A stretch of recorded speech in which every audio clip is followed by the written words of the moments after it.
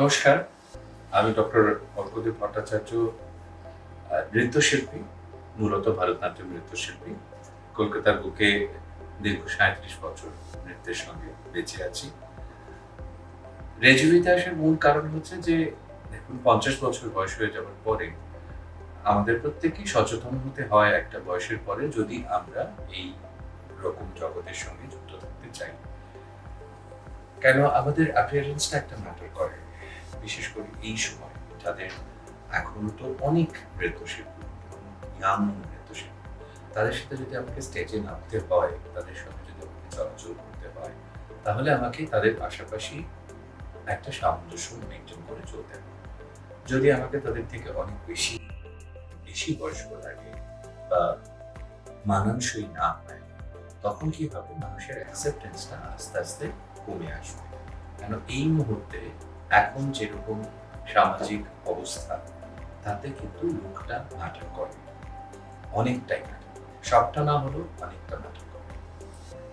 তো আমরা জানি আমরা বাইরের সাজ-পোশাক অনেক কিছু মেইনটেইন করি। কিন্তু যদি চুল আস্তে, আস্তে পাতলা হয়ে যায়, চুলের টেক্সচার আস্তে, আস্তে খারাপ হয়ে যায়। বিশেষ করে আমার লম্বা চুল হয়তো চুলটা এখান থেকে উপরের দিকে উঠে যাচ্ছে। কিছু স্কিনের wrinkles আসতে শুরু করছে।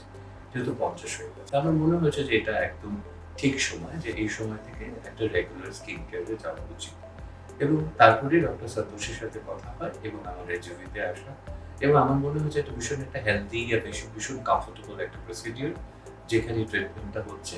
আমার আজকে স্কিনের যে wrinkles গুলো আছে তার ট্রিটমেন্ট এবং হেয়ার যেটা ময়েশ্চারাইজিং যেহেতু স্কিনটা চুলটা ড্রাই হয়ে যায় মাঝে, মাঝে দেখতে পাই যে হাত দিলে চুলটা আটকে যাচ্ছে, স্মুথ হচ্ছে না। সেগুলো অনেক করা হলো যাতে চুলটা অনেক বেশি স্মুথ থাকে এবং চুল পড়াটা যাতে কমে এবং স্কিনটা যাতে ভালো থাকে। যাতে মেকআপের একটা তো টর্চার হয়, মেকআপ করার পরে একটা টর্চার তো থাকেই সেই স্কিনে এবং সেটা বেশ অনেকক্ষণ। ধরুন আমাদের ৩টে-৪টার সময় মেকআপ করে মেকআপটা তুলতে, তুলতে রাত ৮টা-৯টা হয়ে যায়। তো অতক্ষণ যে মেকআপ গুলো হয় এবং সেগুলো তো খুব একটা সফট মেকআপ বা সবসময় MAC-এর বা ওরকম কোনো দামি প্রোডাক্ট ইউজ করা হয় না। অনেক সময় সাধারণ প্রোডাক্টস ইউজ করা হয়। তাতে কিন্তু স্কিনের উপর অনেক রকম তারপরে যে লাইটটা পড়ে স্টেজে সেগুলো এবং আ এমনিতেও কোনো পার্টিতে যেতে গেলে হালকা সামান্য মেকআপ তো অনেককেই করতে হয়।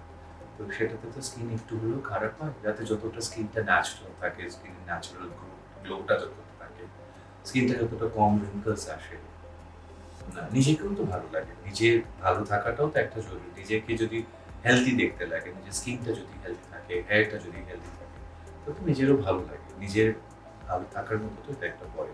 তো স্কিন কেয়ার আর হেয়ার কেয়ার তো পার্ট অফ দ্য হোল ভালো থাকার একটা চেষ্টা। তো সেজন্যই রেজুভিতে আসা।